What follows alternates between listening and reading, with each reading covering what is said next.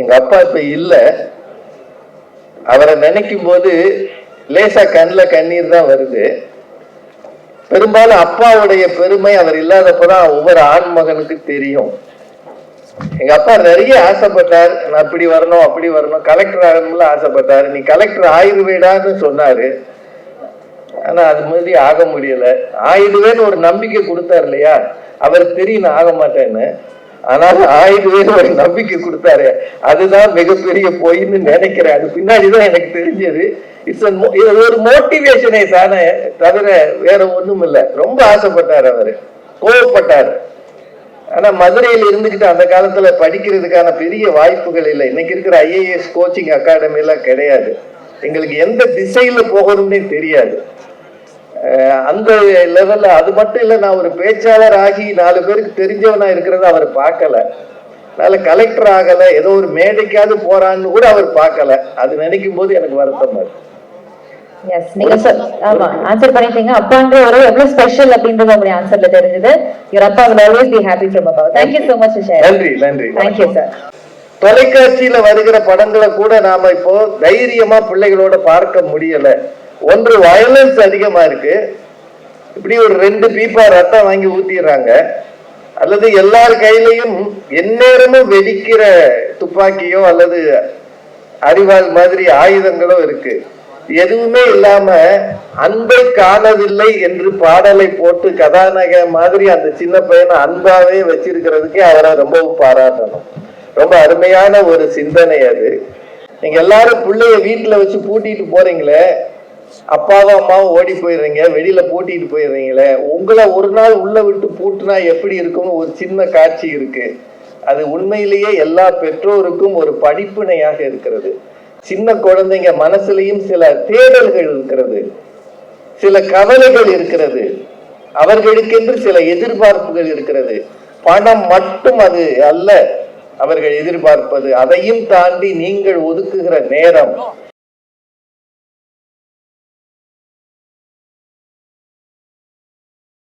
Sir ஒரு சின்ன request, sorry to interrupt. அந்த ஃப்ளவர் நீங்க கையில வச்சுட்டே பேசணும்ன்றது டைரக்ஷன் டீம்ல இருந்து ஒரு ரிக்வெஸ்ட் தான் கேட்டிருக்காங்க. Can you please have the sunflower please? இல்லம்மா, நாங்க பேசும்போது முன்னாடி மைக் ஸ்டாண்ட் இருக்கும். கையில பிடிச்சிட்டு பேசினா மைக் ஸ்டாண்ட் மாதிரியே இருக்கும். சரி, வேற ஏதாவது இருக்கா? இல்ல சார், ஐ அம் டன். ஏன்னா ஏற்கனவே இது திரை உலகம்.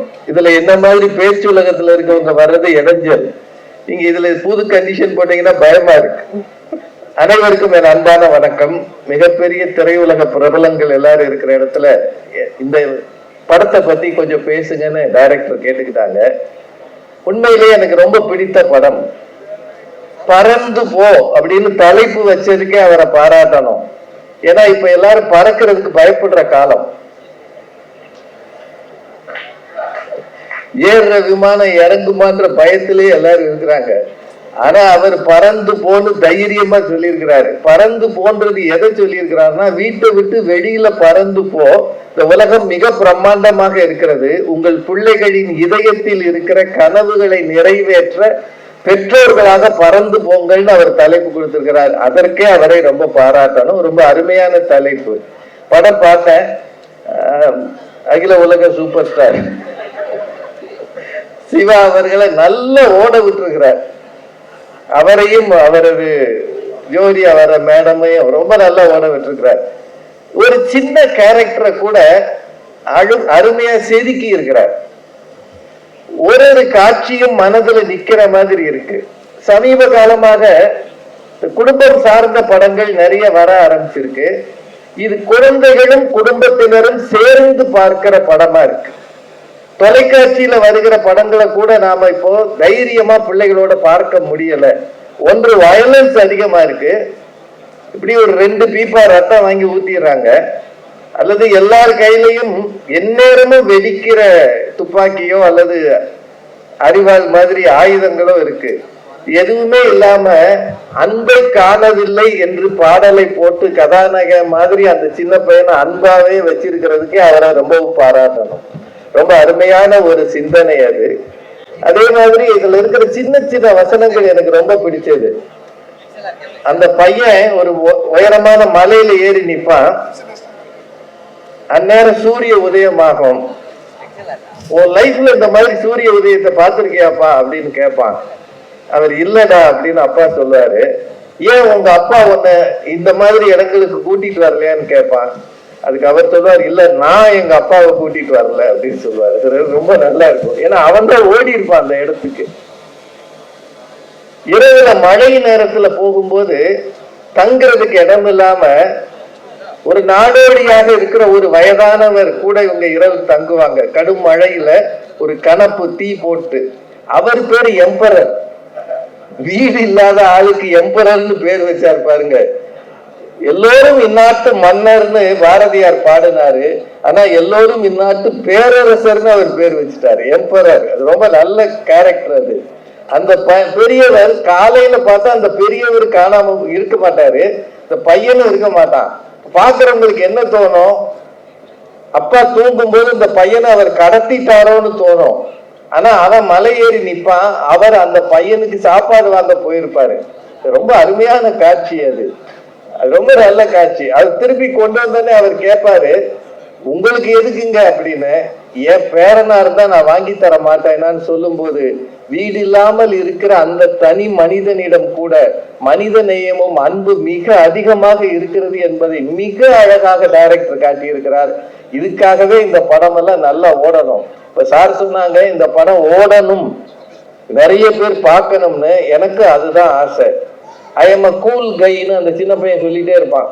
அங்க இருக்கிறாரு, I am a cool guy, all அப்பா சார் லையர்ஸ்னு வேற சொல்லுவான். அப்பதான் கொஞ்சம் பயமா இருந்தது. சின்ன பிள்ளைங்க பார்வையில ஒரு 8 வயசு பையன் மனசுல என்ன இருக்கும்? உன் கிரஷுக்கு நீ பூ கொடுக்கலாம், என் கிரஷுக்கு நான் கொடுக்க கூடாதான்னு அவன் கேட்கிற அந்த லாஜிக்கு. அது மட்டும் இல்ல, அப்பாவும் பிள்ளையும் அந்த அம்மாவும் நிறைய சம்பாதிச்சு பிள்ளைய பெரிய பள்ளிக்கூடத்துல படிக்க வச்சு மேல மேல உயர்த்தணும்னு நினைப்பாங்க. ஆனா அவன் அடி மனசு இந்த கிராமத்துல இருக்கிற ஒரு சாதாரண ஒரு சின்ன ஹோட்டல்ல இருக்கிற அந்த தம்பதி அவங்க பிள்ளையோட தான் நிற்கும். அதை விட மிக காஸ்ட்லியான அந்த போர்டை வந்து ஒரு பம்பரத்துக்கு அவன் கொடுத்துட்டு வந்திருப்பான். நமக்கு தான் வேல்யூ அதிகம். ஆனா சின்ன குழந்தைகளுக்கு பணத்தோட வேல்யூ இல்ல, அன்பும் நட்பும் தான் இருக்கிறதுன்றத ரொம்ப அருமையா காட்டி இருக்கிறார். ஒரு அருமையான படம் இது. எல்லாரும் கட்டாயம் பாருங்க. நீண்ட நேரம் பேசுறதுக்கான இடம் இல்லை அது. எனக்கு அந்த படத்துல ரொம்ப பிடிச்சது என்னன்னா, ஒரு கேரக்டர் கூட வீணாக இல்லை.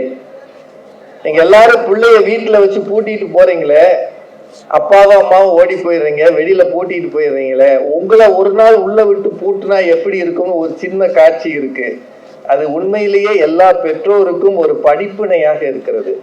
சின்ன குழந்தைங்க மனசுலயும் சில தேடல்கள் இருக்கிறது, சில கவலைகள் இருக்கிறது, அவர்களுக்கென்று சில எதிர்பார்ப்புகள் இருக்கிறது.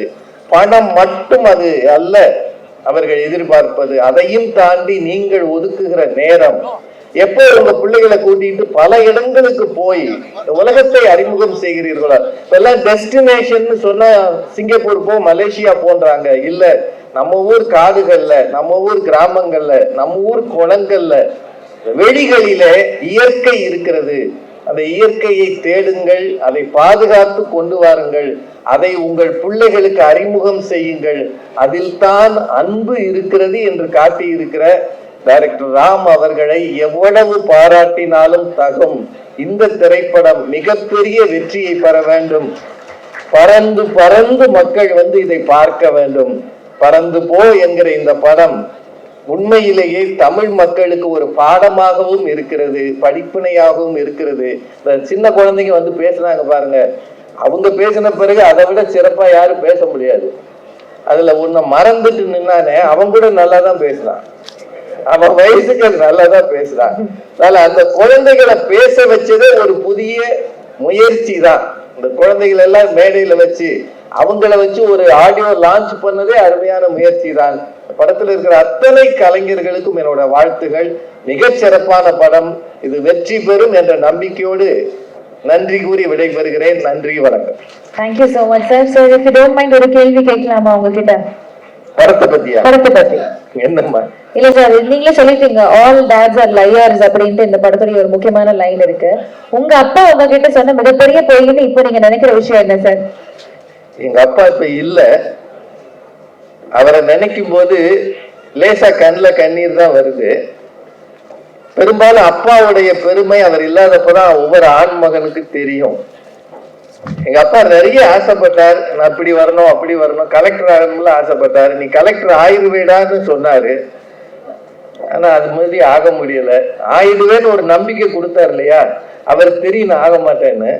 ஆனாலும் ஆயிடுவேன்னு ஒரு நம்பிக்கை கொடுத்தாரு. அதுதான் மிகப்பெரிய பொய்ன்னு நினைக்கிறேன். அது பின்னாடிதான் எனக்கு தெரிஞ்சது. இது ஒரு மோட்டிவேஷனே தானே தவிர வேற ஒண்ணும் இல்லை. ரொம்ப ஆசைப்பட்டார், அவரு கோவப்பட்டார். ஆனா மதுரையில் இருந்துகிட்டு அந்த காலத்துல படிக்கிறதுக்கான பெரிய வாய்ப்புகள் இல்லை. இன்னைக்கு இருக்கிற IAS கோச்சிங் அகாடமி எல்லாம் கிடையாது. எங்களுக்கு எந்த திசையில போகணும்னே தெரியாது. அந்த லெவல்ல அது மட்டும் இல்ல, நான் ஒரு பேச்சாளர் ஆகி 4 பேருக்கு தெரிஞ்சவனா இருக்கிறத அவர் பார்க்கல. அதனால கலெக்டர் ஆகல, ஏதோ ஒரு மேடைக்காவது போறான்னு கூட அவர் பார்க்கல. அது நினைக்கும் போது எனக்கு வருத்தமா இருக்கு. எஸ், நீங்க ஆமா ஆன்சர் பண்ணிட்டீங்க. அப்பான்ற ஒரு எவ்வளவு ஸ்பெஷல் அப்படின்றது உங்களுடைய ஆன்சர்ல தெரிஞ்சது. யுவர் அப்பா will always be happy from above. Thank you so much for sharing. நன்றி நன்றி. Thank you sir.